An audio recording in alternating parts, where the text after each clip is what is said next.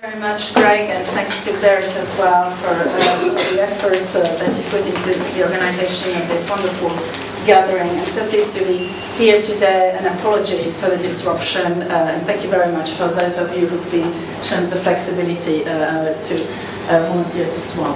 I'm afraid because also of this slight emergency, I haven't actually reread my notes before starting, and not only that, but I was working on these slides yesterday, so it's probably going to be a lot less tidy than ideally it should be. And originally it was going to be very tidy because I was going to give you in effect the summary of a paper which is about to appear in the Stanford Journal of Law, Science and Policy on stem cell patents, global challenges. The paper is written, it's gone through the referee process, it's in press at the moment, but I thought it would be quite interesting to explore with you, to take up some of the themes in that paper and explore some other issues that I'm interested in. And in particular, what I want to do in this presentation is to present a case study which forms the basis of a Stanford paper, which is framed in terms of some paradoxes which the patent system has thrown up in the field of emerging sciences like biology. So to begin with, the patent paradox. Okay, the patent paradox is this. That the current patent system doesn't seem to be quite delivering the effect on innovation and competition it was supposed to. And this is a quote from Alison Brimlow, who was the former president of the European Patent Organization, at a White Rose Global Symposium in September 2009. And then part of the causes that have been canvassed currently as to the reasons why the patent system isn't delivering quite the effects it was intended to, has to do in part with the poor quality of the patent stock and the mounting backlog of patent applications, which according to this White Rose Symposium a year ago would cost $7.5 billion to remedy if various governments and international efforts were put into redressing the backlog. But the impact of the backlog is that, as Alison Brimlow said at the symposium, in effect the patent system currently is rewarding slowness, is rewarding gaming, because patent applicants, as she said, she had lots of quotes she could have given the audience, basically just want to put an application into the system because they know that then they get temporary protection, and once they do so, then they can build up their investments in their own companies, etc. So part of the problem for this lack of alignment, as well, between the original objectives of the patent system and what is happening today is perceived. The perception is that it's to do with mounting backlog of applications and quality of patents. So the next question is, and the realization that this is unsustainable economically. It's just not at all something that can be sustained in the future. This is, again, another example of the costs of securing patent protection, comparative costs in the US and in Europe. In Korea, you can see that in the EU, the cost of securing patent protection is actually considerably higher than in other jurisdictions, and that in itself adds to the overall cost of the system. So according to this particular perspective on the deficiencies of the patent system, there is this kind of dark cycle whereby there is a tendency or latency that's built into the system that in turn breeds legal uncertainty, rewards slowness, rewards poor quality patents, incentivizes gaming, and then innovation is deterred.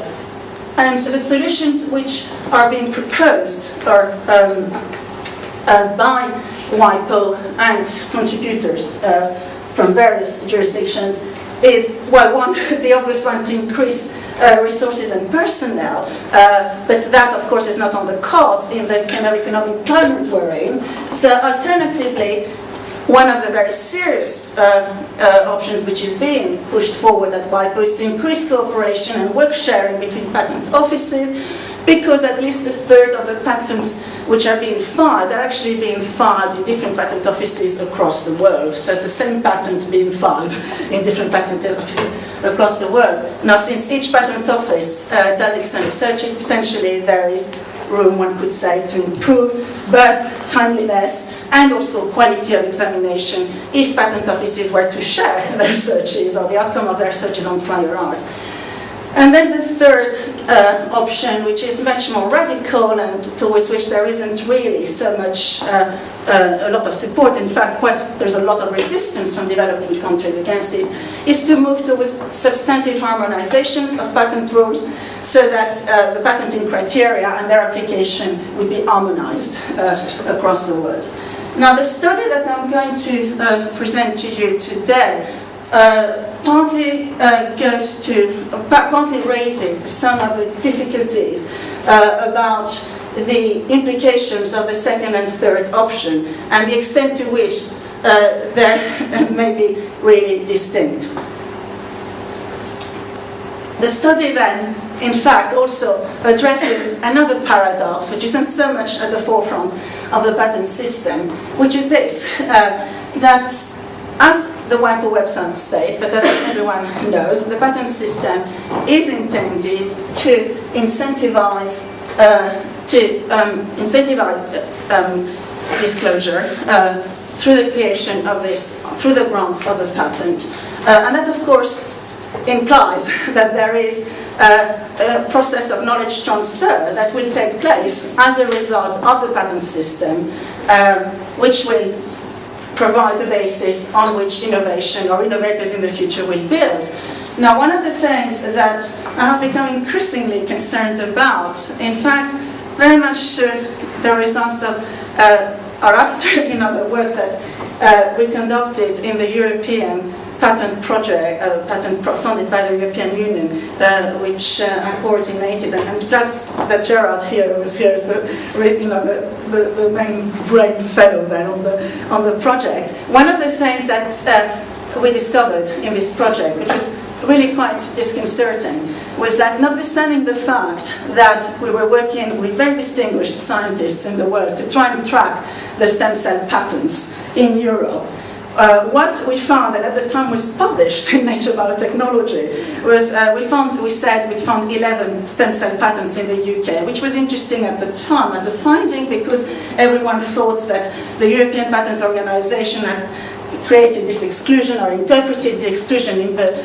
Biotechnology Directive as covering stem cell patents, and therefore there were no patents granted in Europe, but actually there were. They were being granted in the UK, and as we said, there were 11 patents that we found. But in fact, the Patent Office told us, and we discovered afterwards, that there were many more patents that they had granted. That at the time, when we thought they had granted 11 patents, they had actually granted 33 patents. And so the thing that really puzzled me is how come we're not exactly, amateur people with the support of very distinguished scientists, and really quite smart people working on the patent system had managed to miss so many patents. And so that, very much the research that I've been engaged in ever since partly seeks to address this question of how is the patent system facilitating or not access to patent data to the public, because that is actually fundamentally at the heart of its rationale. So that's one of the prompts behind the study, as well as finding out how it is that patenting criteria and boundaries are being set by different patent offices in emerging fields of science. So the knowledge transfer problem, as I've just talked about, in fact, what we discovered also subsequently is that not only were we not quite on top of all, I will not find out all the patents that existed. But furthermore, some of these patents had been granted to the Geron Corporation, and they were very foundational patents. There was a patent on cardiomyocyte cells, which had been granted by the UK Intellectual Property Office, which was circulated by the UK National Stem Cell Network to its members at the beginning of 2008. And its members include the lead stem cell scientists in the UK. And none of them knew the patent existed. So they were all busily beavering away, working within the patent, had no idea the patent had been granted, and this was 2 years after the UK IPO had actually granted the patent.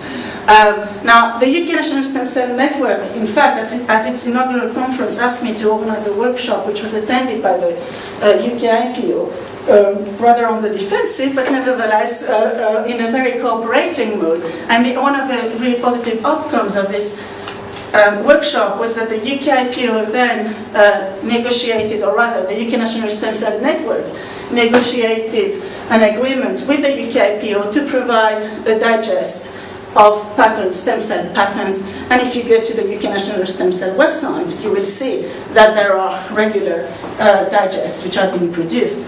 Now, one of the first things that came to my mind when the first digest was produced was, well, what is the methodology? How did they set out to find out what stem cells there are? Because if any of you have tried to work in patent databases, you will know that it is actually, you don't just use a keyword and then hit, if you do that, you will hit thousands of patents. So you need to find a way of filtering.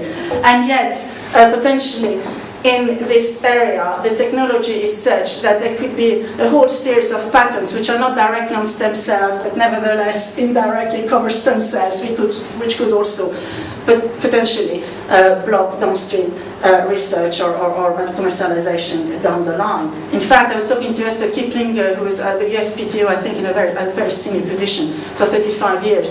Only last summer, and she was telling me, she actually said in her presentation at Stanford, she was even trying to kind of map the patents on stem cells in the field, because it's just really conceptually complicated.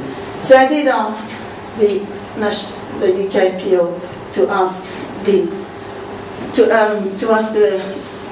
UK Stem Cell Network to ask what the methodology was, and actually several representations were made to the same effect. And what we got, so what the digest shows is this. It's a summary which kind of gives you the abstract at the top of the A specs, those are the applications, and then some, the detail, the number of the patents, and then in an annex, the search strategy, which is very helpful, if you want to really track some of these patents. It won't be exhaustive, and I'm sure there must be a disclaimer somewhere, because it can't possibly be exhaustive. However, as we were told earlier on by Bob, and anyone who works with patents data knows, what really matters is the content of these patents, is the claims. So you'd want to know not just the digest or the abstract, but actually what are the claims there. And then if any of the scientists who are part of this stem cell network have tried to access this, have gone further than the digest, and then gone onto the database to try and find, the claims, I put it to you, they will have lots of problems. Despite what patent attorneys say and everyone else says, they will find it a very difficult task. It's a very difficult task because there are technical limitations in the search documents. You can't necessarily, in the EPO database, which is the one where the European patents are filed, including the GB ones. The GB database is actually built onto the EPO database. It's the EPO which services the UK IPO. There are limitations on, you can only search titles in some cases, not abstracts. The accuracy and timeline can be absolutely mind-bogglingly long, which is bizarre in this field of science, where the technology is very fast-moving. So you can have a patent lying there in the system, which has been, you can see the application mostly, but whether it's been granted or not, and on what basis, and whether the claims have been modified or not, can take years to be, to actually be put onto the database. That's acknowledged by the UK IPO, not just in a report there, but I actually had meetings with the very senior people at the UK IPO who are in charge of all the IT infrastructure, and a colleague of mine with whom I did a paper at the LSE last year, who used to work for Lloyds doing modeling of catastrophic risks, so he knows quite a lot about IT. And what we established is that essentially the hardware is 10 years old. So the interface, the user interface, because of this, is extremely limited. And of course, there's all the personal problems, which also add to the time lag in inputting all the information. And in addition to this, there is this conceptual problem, I think, which lies at the heart of all this exercise, which I know I'm going to again, Bob has heard about this in another presentation. But currently, all these codes that are being used to classify the science, they go back to a classification structure that was originally devised in the 70s. And if you look at the breakdown of the categories, you will find that stem cells fall into a very broad category, which is going to do with chemistry and brewing, yeast, and various other things, not exactly the obvious category in which you would classify the science. And I think, that there are, the WIPO has got ongoing reviews of the codes to readjust them and match them to the science. But actually, what you have is an extremely archaic structure. It's a bit like, I'm reminded of Kepler, epicycles on cycles, and that is what this classification structure, to my mind, currently has evolved into.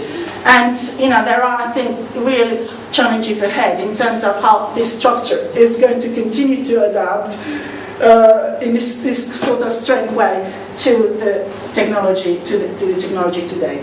So, having said this, and this, it's acknowledged by WIPO, this is the Symposium back in 2009, that there are all these problems, with the patent information infrastructure. But of course, the institutional response at that level is we need money to, change the databases, make them more user-friendly, and, essentially we've got an issue which is here a technological one and a political one. Now, the case study here, what this case study sets out to do then is to track the fate of one of the patents. And originally I picked up one of the Genome patents which had been granted in the UK to see what had happened to it in other parts of the world, because I was aware that, and it's something I published in the book which came out, the edited collection which came out of the EU project, Stem Cell Patents, European Law and Ethics, which only came out last February. So I've got some leaflets on it if you're interested. What came out of that work is the realization that some of the GRM patents, the carbon monoxide patents I knew, had actually not been granted in the US. So I was quite curious to see whether the same pattern repeated itself and what happened to some of the other foundational patents. And the case study then tracked the fate of these patents. I picked up this one, it could have been any other one. Genome, I've got quite a few foundational patents on stem cells. So this one is on hematopoietic cells from human embryonic stem cells, and it was granted by the UK IPO in 2006. And see what happened, to this patent worldwide. I'm actually really indebted to my PhD, Anna Escott, who's a brilliant student. She really started this year, but she's got a first-class degree in biology, and then did the Maple program at Sheffield. So I'm extremely lucky to have someone like this, to basically start all the kind of work and then map, the field. Right, so this is what you find about this patent. It was granted in 2006. It was originally filed as an international application through WIPO. And I don't know, you probably can't see the details, but you can see it's got a priority date of 2001, a US priority date. The international filing and publication took place in 2003. So that's the international application. If you then go to the EPO database, and these are all the public, freely available databases, right? This is basically the only one for the EU. And you search for this patent. It was a UK patent, so you start, if you look for the UK patent, you will find this. It tells you the title of the patent. It tells you what the patent is about, and all the abstract and summaries here. It provides a system for producing cells of the hematopoietic lineage from embryonic stem cells, from embryonic stem cells. Differentiation is conducted in the presence of certain cytokines and other factors which are listed in the claims. And the cell population is then enriched by the marker CD45. That's very kind of specific to the claims. And then the cells are described. And then, there are a series of claims relating to the various processes which involve the isolation and culture of the cells, and then their application.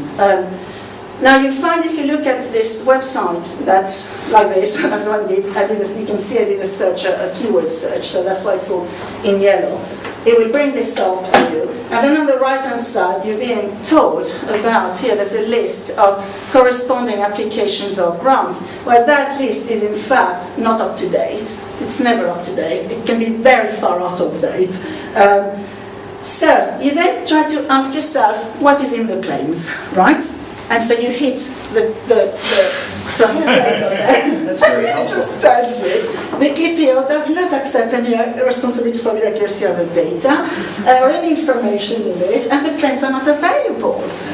And then you think, how come? So back in January, just before, 2 years ago, I contacted the UK EPO, and they were really surprised. So they actually sent me hard copies of all the claims of the Woodrow patents. But guess what? The claims are available. They're then discovered afterwards. They are available. The reason why I hadn't found them there is because I was going through the GB database. I should have chosen a different database because this application actually came from an international route, you see. So if I'd known that the application originated in an international application, I could have then hit the right button, found the right database, and then retrieve the claims, which, in fact, here they are. You see, that's the kind of claims that were granted by the UK. And you can see some of them are extremely broad. In fact, the utility claims are really incredibly broad.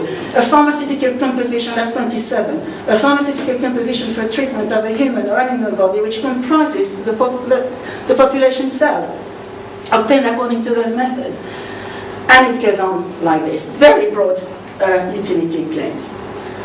Now, if you go back to the US, if you then look at the US, so UK grants this patent, 32 claims originally. All the claims are granted, no amendments, granted exactly in its original form. In the US, the patent actually goes through a whole series of changes. It's actually dropped and then continued in different form. And the claims ultimately only 2 weeks ago have been all finally rejected, 2010. So after a period, that's 4 years after the UK EPO had actually granted the patent in its entirety, the USPTO has rejected it as amended in many different forms.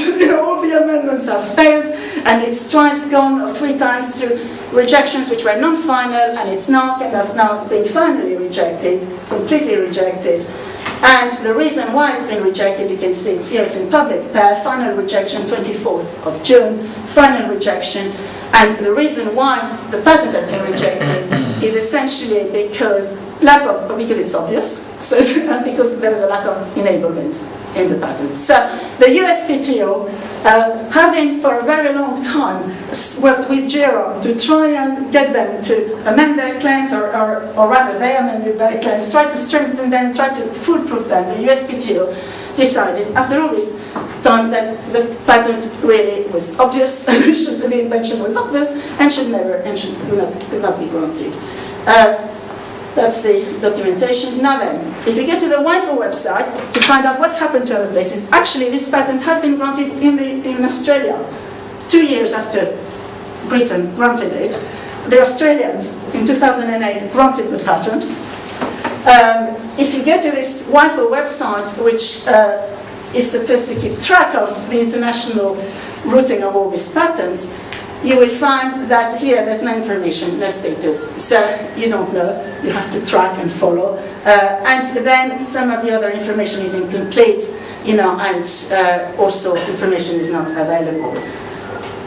What can we learn from this? Well, I think there's a number of points. First of all, the solution that's been proposed to the poor quality backlog problem at patent offices across the world, work share practices between patent offices, is that going to help?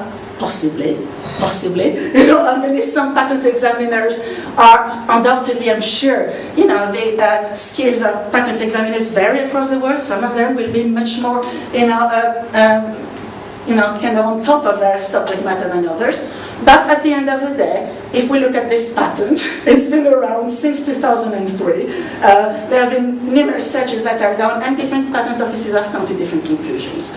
It's very unlikely that the Australian Patent Office did not know that the US Patent Office was actually concerned about the obviousness of the claims or the lack of enablement back in 2008. Furthermore, it seems to me, yes, you can share work practices on prior arts and searches, but to some extent, I wonder, doesn't this presuppose a high degree of substantive standardization of criteria, of the patentability criteria? I'm not sure. I think, seems to me that must be, one of the underlying assumptions. And particularly in emerging fields of science, the other issue that arises, I think, is a growing lack of alignment between what the scientists themselves or the people skilled in the art to whom the patent is supposed to teach the novel, the invention, what they consider to be obvious, and what the legal system or the patent system considers to be obvious.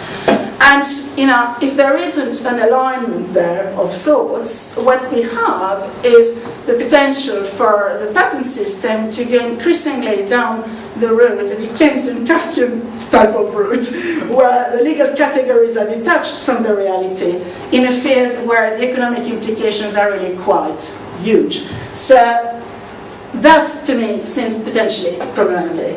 So, and finally, there is all this problem, about the knowledge transfer function of the system from a user perspective. It's just not working, and I really say that now, not just, not as a kind of lawyer working in this field who is not a patent attorney and what have you.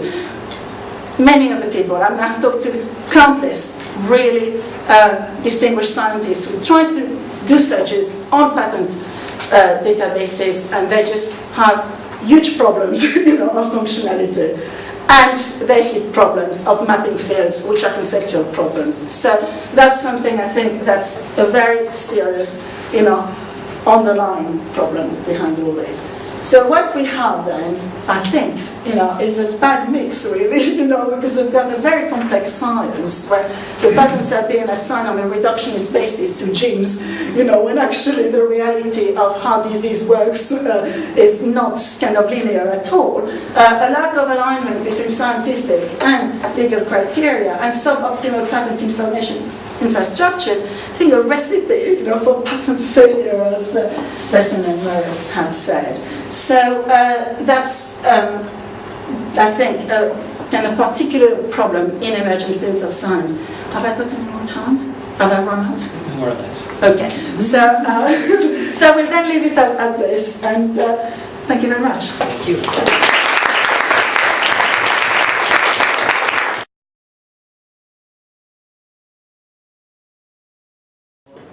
Lisa and then Becky. I have a comment really rather than a question.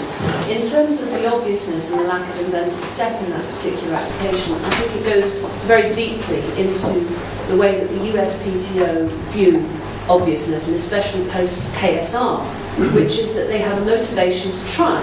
Now, from my personal experience, I have a particular patent application that it's just got granted in the States in about 9 years. And it's for a formulation to go inside post-operatively. And the documents that were cited against me were sausage coverings. Hello? Where does that all come from? Because it mentioned the same word, and it would be a motivation to try a particular glycosaminoglycan that was mentioned in there. In Europe, it's based on the German system, and as we all well know from the football recently, they're very clinical in their finishing off. And the system is done on a problem-solution approach, and it's very formulaic. So you know exactly where you're standing. You say, this is the problem I am trying to address. Here's the piece of closest prior art. This piece is missing. Is it obvious to find it from somewhere else? No, it's not.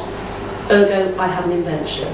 And the problem is that you're never going to get these two patent offices to merge on the aspect of the inventive step, because the US is now stuck on their KSR, and boy are they stuck on it, and we're not going to get the European Patent Office to move. So you're going to have many cases, and we have them ourselves, of where we have problems in the US, but we can go through in Europe and vice versa. So I think that's a real major issue, and you'll come across that for a long time. Before you respond, can you just tell the rest of us is it KCR? KSR. KSR. It's a case that you mentioned in yours. Are you going to talk about that?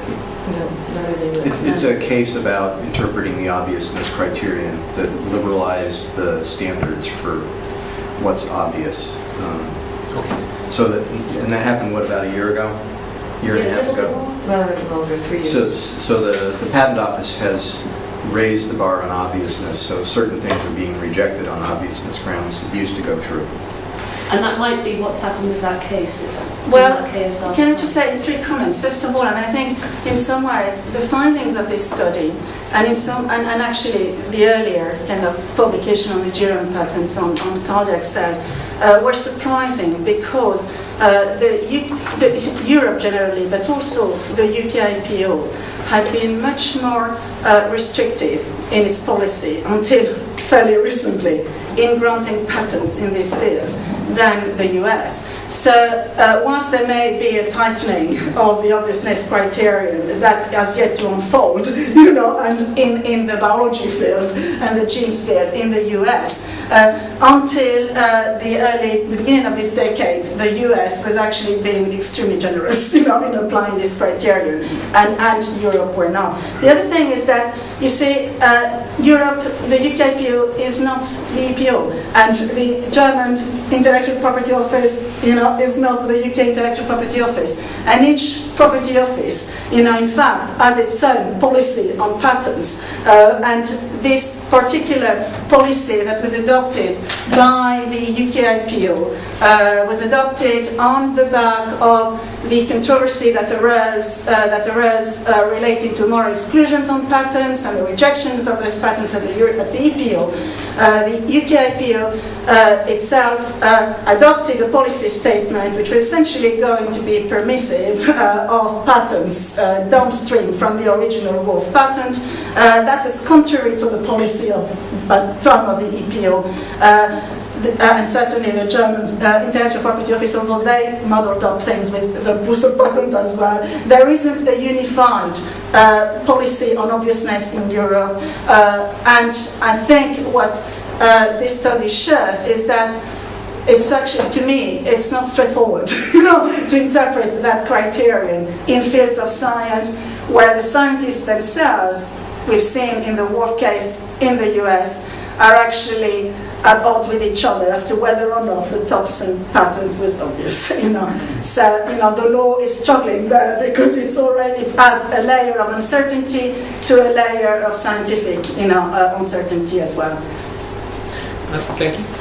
I want to focus on your third point here, which is suboptimal patent information infrastructures, and I want to suggest that maybe it's not such a failure to have patents not be so easy to find. I mean, we live in a world where most people don't know about most patents and go ahead and infringe, certainly in the scientific community, but also in the business community, where we live in a world of pervasive patent infringement, due in part to imperfect information and due in part to the fact that there's very little incentive to search for patents when finding patents that you've been infringing might lead to enhanced damage liability. But maybe that's not such a bad thing. I mean, I think it may be, much technological activity would come to a crashing halt if everybody were constantly aware of all of the patents out there that they might be infringing, and if every patent owner were constantly aware of all infringing activity. We couldn't live with perfect enforcement. So why do we want to start off down that road by having more perfect information? Well, I think the point is really, I think this is very interesting, because I think, to some extent, I probably agree with you that, was all this information readily accessible, where the patent database is being user-friendly, where everyone who is working currently, because this is really basic knowledge, so it's the scientists in the lab were still, at this point in time, doing even more animal assays. They've got nowhere near a product yet, although, as Geron has in the US potentially. Yes, we could live in this kind of blind world and think, I'd say if everything was brought to light, it would just grind the whole economy to a halt. But then, yes, I'm actually a philosopher by training, so I spent 10 years in philosophy before I went to law. So to me, fundamentally, there is an issue here of principle which goes to the heart of the patent system. What is the patent system supposed to do? What is its rationale? And irrespective of whether you take a natural rights approach or a utilitarian approach, at the essence of the system, at the heart of it, is the notion of disclosure. That, this system, supposedly economically, will creates, wealth, and as a result of incentivizing disclosure. And that's all very well, but if nobody builds on what's being disclosed, if whatever it is, if the invention in fact is not being taught because everyone is ignoring it, then there's an awful lot of money that's being wasted in the patent system that could, maybe go somewhere. There's a queue building, so quick reply. Maybe, certainly the information about stem cells is being disclosed. It's just not being disclosed through patent disclosures, right? All these people are publishing articles and reading each other's scientific publications. The information is getting disclosed, and what the patent system does is provide a right to exclude at the end of the day when you get into the commercial marketplace, and somebody needs to have that exclusive right. So maybe if we have an expansive set of rights that are largely unenforced so that they don't interfere with technology moving forward, but they're available at the end of the day when there's a high-value commercial product at stake, maybe that's a good world. They will interfere, because the moment people start, they will interfere in that the moment a product is being developed, Geron will be knocking on people's doors and say, how about licensing fees, otherwise you can't have your product, So. Right, but that's what patents are supposed to do. Okay, Andrew. Thanks, it's a very interesting paper. Just more of a comment, I suppose, observation about your second statement there, lateral alignment. Yeah. And I remember a while back, quite a number of years ago, I was doing work on biotech science, and just to agree with your point of view and just to make a sort of another angle with that, because I wrote a paper which was about credit cycles in science, and to do with the credit that one as a scientist gets, the recognition, if you like, gets in the field of science and the field of IP. And how those are translated, or more importantly, not translated in respect to reputational effects. So, for example, you may fail in terms of a patent filing. It doesn't have any necessary reputational effects when you as a scientist. If you fail as a paper writer, in terms of it not being proved by nature, that does really hit your credit side, your credit base, if you like, using that sort of terminology. So, and that was very much to do with the way in which they understood differences between novelty and discovery in science and novelty and discovery in IP, which the IP sort of side of it, they often found that it's mundane, tedious, and boring work to have to do. And the methodological aspects of that in terms of writing patents were very different from the methodological aspects of writing papers. So there is a long-standing cultural dissonance between novelty ethics and science and ethics and IP. It's actually reflected in the reputational cycle that you see, the credit cycle you see in science. That's more observation. That's really interesting. I'd love to see that paper. Thank you. That's great. So my point picks up a little bit on that. In that evaluation of quality in academic schemes is through a process of peer review, which we all respect. Are there elements of that that would help in the alignment issue you're talking about here, in the examination of novelty and invention in the patents literature? Well, this is very interesting. There's been a project that was run by the Beth Novak at the New York Law School called the Peer-to-Patent Review Project, which was in some ways had some features, picked up some features of the review system, the journal review system, in that the project is run on a voluntary basis between the applicant participants who all came from the IT sectors, it's IBM and quite big firms, and then self-appointed reviewers who comment on the applications in an IT closed rooms and then submit to the patent office what they think is prior art, on the application. It's a very interesting project. It actually was a pilot and it's been discontinued. I think partly because Beth Novak has gone to as an advisor to the Obama administration. But the outcome of the project, with all its limitations, nevertheless shows that as a result of this additional expertise being brought in, mind you, by self-appointed, reviewers, the patent office picked up, it said, in 25% more prior art than it would have appointed before.